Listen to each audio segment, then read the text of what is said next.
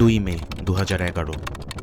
Till রঙের হেলিকপ্টারগুলো পাকিস্তানের অ্যাবোটাবাদের দিকে ছুটছে। হেলিকপ্টারে রয়েছে 24 জন নেভিসিল। তাদের টার্গেট 9/11 হামলার মূল পরিকল্পনাকারী ওসামা বিন লাদেন। অপারেশনটি পুরোপুরি গোপন। মার্কিন সরকারের সর্বোচ্চ পর্যায়ের কয়েকজন ছাড়া কেউ জানে না। 1 দশক ধরে খুঁজে বেড়ানোর পর অবশেষে বিশ্বের সবচেয়ে ওয়ান্টেড ব্যক্তিকে শনাক্ত করা গেছে।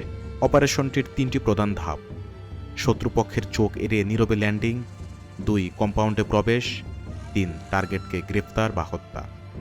কিন্তু বিন লাদেন প্রতিটি হুমকি সম্পর্কে জানে। তাই তার ভবনটি পাহারায় ঘেরা, 12 ফুট উঁচু কংক্রিটের দেয়াল, উপরে কাঁটাতার। মূল ভবনটি 3 তলা, সব জানালা কালো করে রাখা।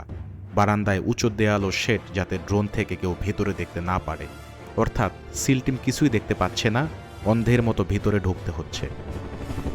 হিন্দুকুশ পর্বতমালার উপর দিয়ে 90 মিনিট উড়ে যাবার পর লক্ষ্যবস্তু যখন চোখে পড়ে, এখন তাদের শব্দহীনভাবে ল্যান্ড করতে হবে। কিন্তু বড় একটি সমস্যা রয়েছে। হোয়াইট হাউস সিদ্ধান্ত নিয়ে পাকিস্তানকে অপারেশন সম্পর্কে কিছুই জানায়নি। ভয় ছিল যদি খবর ফাঁস হয়, বিন লাদেন পালিয়ে যেতে পারেন। তাই সিল টিম ধরা পড়ে গেলে তাদের শত্রুপক্ষ হিসেবে গুলি করা হবে। সবচেয়ে বড় সমস্যা, কম্পাউন্ড থেকে মাত্র 1 মাইল দূরেই শক্তিশালী পাকিস্তানি মিলিটারি একাডেমি। এ কারণেই পরিকল্পনাটি তৈরি করেছেন বিশ্বের শ্রেষ্ঠ সামরিক কৌশলবিদরা। অপারেশন প্ল্যান অনেকটা এমন: হেলিকপ্টারগুলো খুব নিচু উচ্চতায় উড়বে যাতে রাডারে ধরা না পড়ে।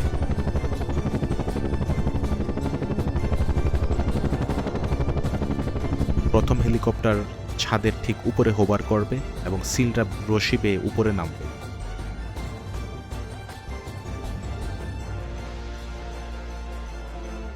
দ্বিতীয় হেলিকপ্টারটি মূল ফটকের সামনে নামবে যাতে 2 দিক থেকেই আক্রমণ চালানো যায়। আরও 3টি হেলিকপ্টার ব্যাকআপে প্রস্তুত রাখা হয়েছিল। হেলিকপ্টারের ভেতরে সিল টিম প্রাণপণে অপেক্ষা করছে, আর প্রেসিডেন্ট ওবামা হোয়াইট হাউস থেকে অপারেশন সরাসরি দেখছেন। 8 মাসের পরিকল্পনা সত্ত্বেও তারা একটি গুরুত্বপূর্ণ বিষয়ে ভুলে গিয়েছিল। প্রথম হেলিকপ্টারটি ছাদের উপরে নামতে যায়, কিন্তু নিম্নচাপের কারণে পাইলট নিয়ন্ত্রণ হারিয়ে ফেলে। হেলিকপ্টারটি আঙ্গিনায় নাক ডুব দিয়ে পড়ে যায় এবং পেছনের অংশ ভেঙে যায়। এটি দেখে দ্বিতীয় হেলিকপ্টার দ্রুত পরিস্থিতি সামলে কম্পাউন্ডের বাইরে নিরাপদে নামে। সৌভাগ্যক্রমে কেউ আহত হয়নি। সিল টিম সতর্কতার সঙ্গে তাদের অবস্থান নেয়। তারা জানে না ভেতরের লোকজন কিছু টের পেয়েছে কিনা। এখন এটাই তাদের প্রকৃত পরীক্ষা। মাটিতে নেমেই তারা বোঝে ভবনটি কতটা স্বনির্ভরভাবে তৈরি।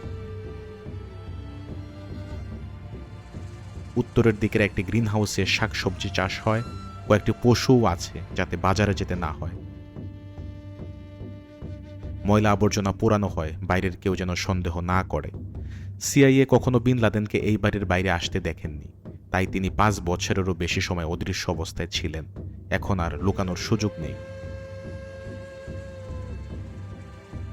2001 সালের পর তাকে খুঁজে বের করতে সিআইএ এর সময় লেগেছে 9 বছর। অপারেশন আবার শুরু হয়।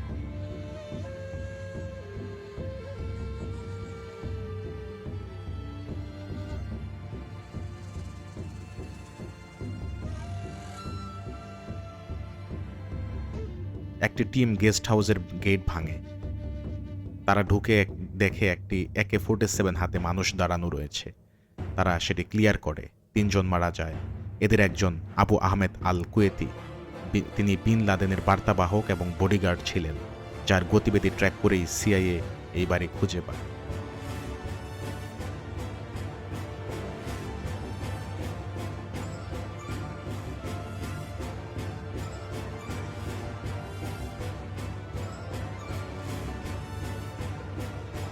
কিন্তু প্রশ্ন হচ্ছে, বিন লাদেন কেন পাকিস্তানে অবস্থান করছিলেন দীর্ঘদিন ধরে?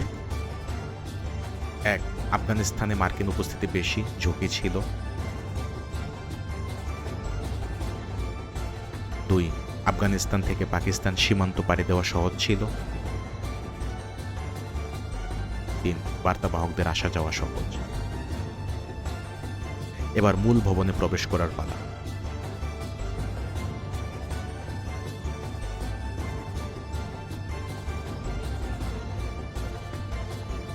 প্রথম তলায় বসার ঘর, নোংরা পরিবেশ।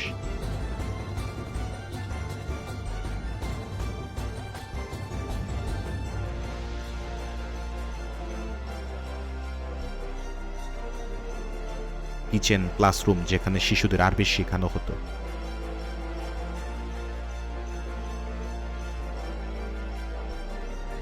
একজন লোক ছায়া থেকে মাথা বের করতেই নেভি সিলের একজন সদস্য তাকে গুলি করে।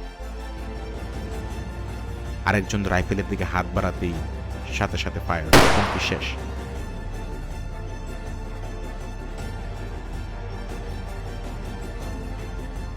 দ্বিতীয় তলায় যাওয়ার দরজা শক্ত লোহার, বড় বিস্ফোরণ ব্যবহার করলে শব্দ হবে, তাই নিখুঁত ছোট চার্চে ব্যবহার করা হয়।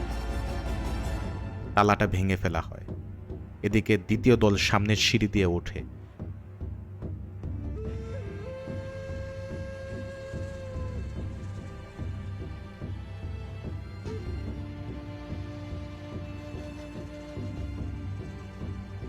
কেউ উপর থেকে নিচে তাকায়। গুলি করে নিষ্ক্রিয় করা হয় একজনকে, তিনি বিন লাদেনের ছেলে খালেদ।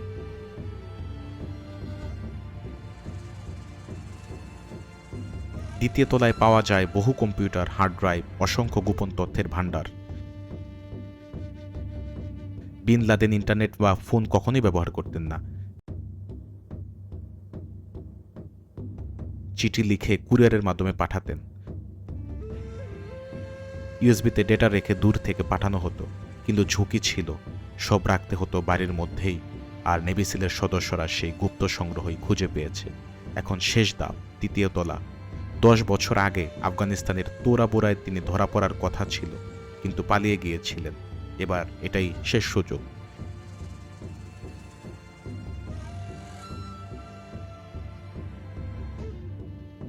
এবার তৃতীয় তলার দিকে নেভি সিলরা নিঃশব্দে এগিয়ে যায়। পুরো অন্ধকার, তারা কেবল সামান্য নড়াচড়া দেখে। সাথে সাথেই গুলি করা হয়। সেকেন্ডের মধ্যে তারা ঢুকে পড়ে। টার্গেট পাওয়া গেছে।